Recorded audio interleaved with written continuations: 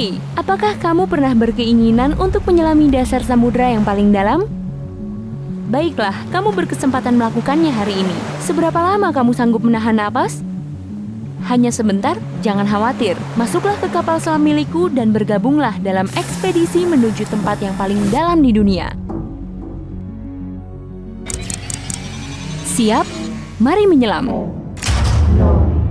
Sekarang kita berada di bawah permukaan laut. Kamu bisa melihat kehidupan di sini. Terdapat berbagai jenis ikan dan hewan laut lainnya. Dan, hai, beberapa orang yang sedang berenang melambai ke arah kita. Sayang sekali, kita tidak bisa berlama-lama di sini.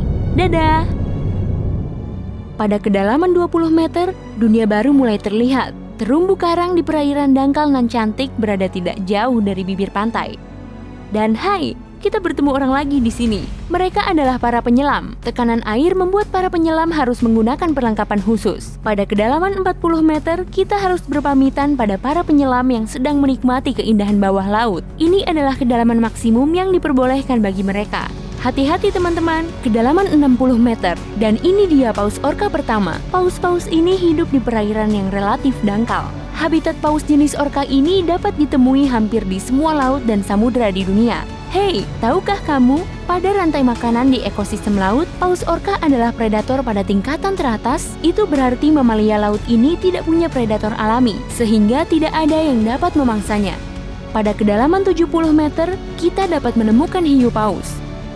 Spesies ikan terbesar dengan berat mencapai 60 ton, dan jenis hiu ini memiliki umur yang cukup panjang. Menurutku begitu, tapi siapa sangka hiu paus dapat hidup hingga 130 tahun. Coba lihat keluar, jika kamu menemukan seorang penyelam, berarti dia benar-benar profesional. Karena pada kedalaman 100 meter, mereka harus sangat berhati-hati agar tidak mengalami dekompresi. Ini bisa terjadi jika kamu berenang ke permukaan terlalu cepat. Dan jika kamu beruntung, kamu juga akan mendapati gurita Pasifik raksasa. Mereka hidup di perairan dingin dari kedalaman 100 meter hingga 2000 meter.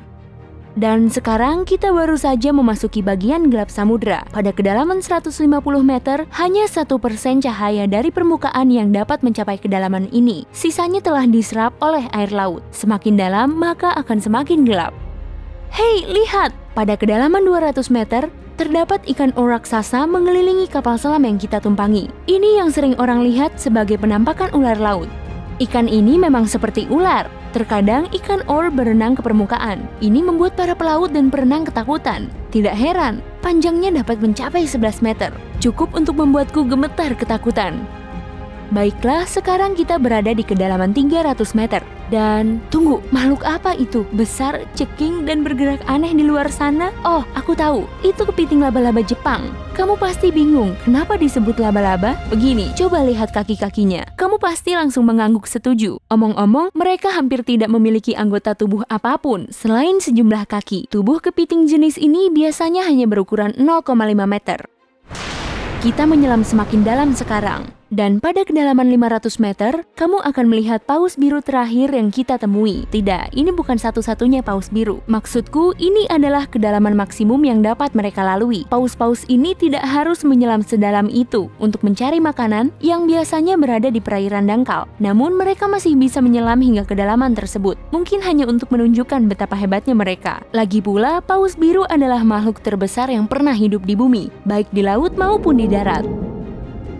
Shh, kamu dengar itu? Suara tersebut berasal dari paus sirip yang sedang berkomunikasi dengan paus sirip lain yang berjarak beberapa mil. Mereka bisa melakukan hal ini berkat SOFAR atau Deep Sea Channel. Paus sirip mulai berkomunikasi pada kedalaman 600 meter, terkadang di kedalaman berbeda. Pada lapisan air ini, kecepatan suara berada pada titik terendah, sehingga gelombang suara dapat merambat hingga bermil-mil sebelum menghilang.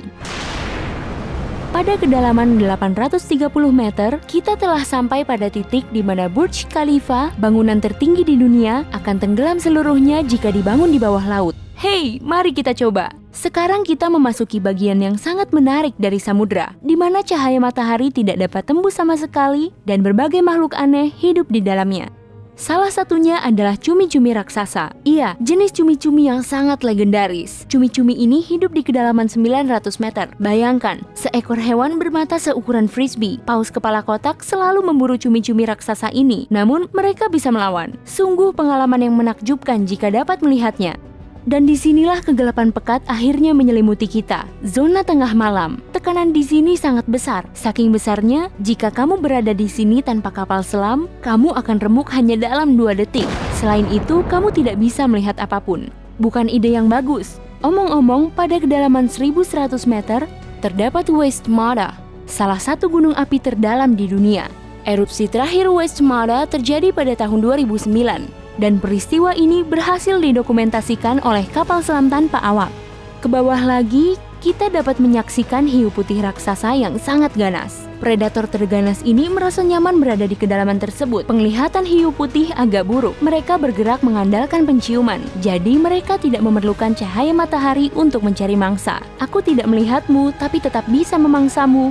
Selain itu, penyu belimbing, penyu terbesar di dunia ini menyelam pada kedalaman tersebut. Aku curiga apakah mereka menyelam sedalam itu untuk menggoda hiu putih raksasa?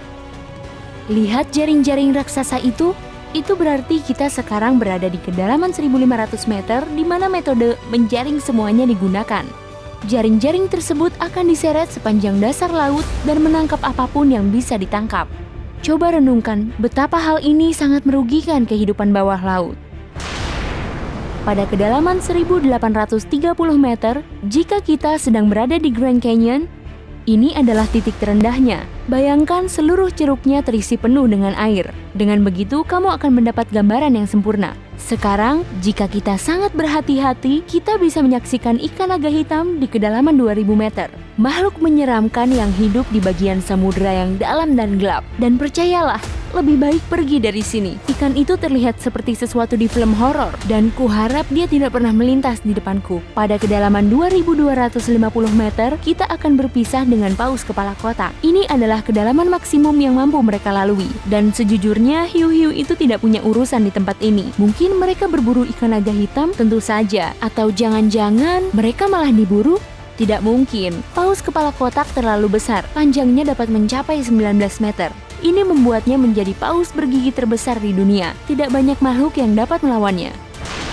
Syukurlah kapal selam kita memiliki lampu sorot yang kuat. Tanpa lampu sorot ini, kita tidak akan bisa menikmati kecantikan terumbu karang laut dalam yang menakjubkan yang terletak di kedalaman 3000 meter. Terumbu karang ini dapat ditemui di seluruh samudera. Sayangnya, terumbu karang nan cantik ini tidak dapat dilihat tanpa peralatan selam khusus laut dalam.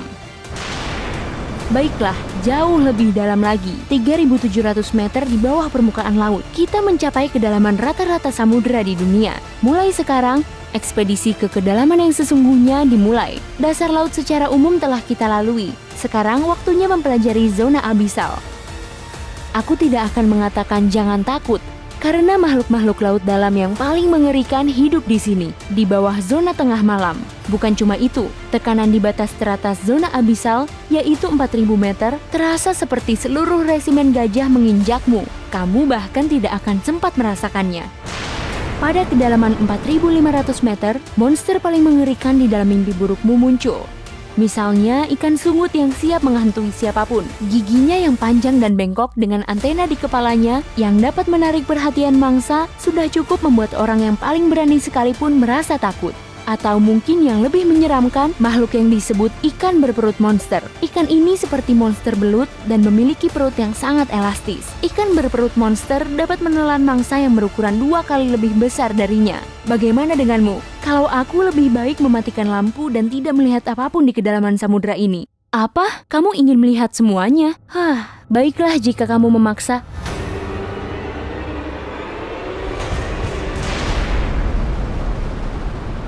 Lihat ke bawah sana, kamu akan menyaksikan bangkai kapal terdalam yang pernah ditemukan, SS Rio Grande di Atlantik Selatan.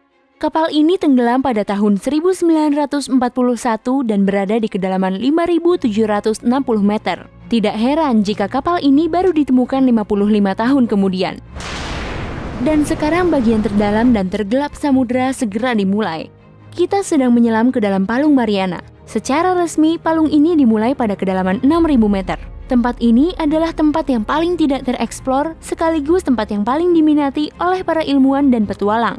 Apa yang ada di dasarnya? Baiklah, kita akan segera mengetahuinya. Tapi sebelum kita sampai di sana, aku ingin menunjukkanmu sesuatu. Misalnya, ikan paling dalam yang pernah ditemukan. Ikan ini disebut snailfish dan hidup di kedalaman 7.900 meter. Tubuhnya transparan, jadi kamu benar-benar bisa melihat bagian dalam tubuhnya melalui kulitnya. Ya, sejujurnya aku senang kita tidak mematikan lampu. Selain itu, ikan kecil ini terlalu imut menjadi hewan yang kebal terhadap tekanan sebesar itu. Jauh lebih dalam lagi, kamu tidak akan menemukan jenis ikan atau hewan bertulang belakang apapun. Tekanan di bawah sini terlalu besar untuk hewan seperti itu. Namun, ada beberapa jenis udang dan hewan tak bertulang belakang, belum termasuk mikroba yang dapat hidup di bagian terdalam samudera. Dan bagian ini disebut kedalaman Challenger. Ini adalah dasar Palung Mariana dan kedalamannya 10.927 meter. Iya, kita telah tiba di dasar bumi. Hanya sedikit orang yang pernah ke sini dan sangat sedikit pengetahuan mengenai tempat ini. Tetapi para ilmuwan tidak akan berhenti mencari. Dan semoga sebentar lagi kita akan menyingkap rahasia di dalam Palung Mariana. Hey, jika kamu belajar hal baru hari ini, klik tombol suka di video ini, lalu bagikan pada teman-temanmu. Tapi jangan langsung menyelam dulu. Kami punya lebih dari 2000 video keren untuk kamu. Cukup klik video di sebelah kiri atau kanan layar, lalu tonton. Tetaplah di sisi terang kehidupan bersama Brightside.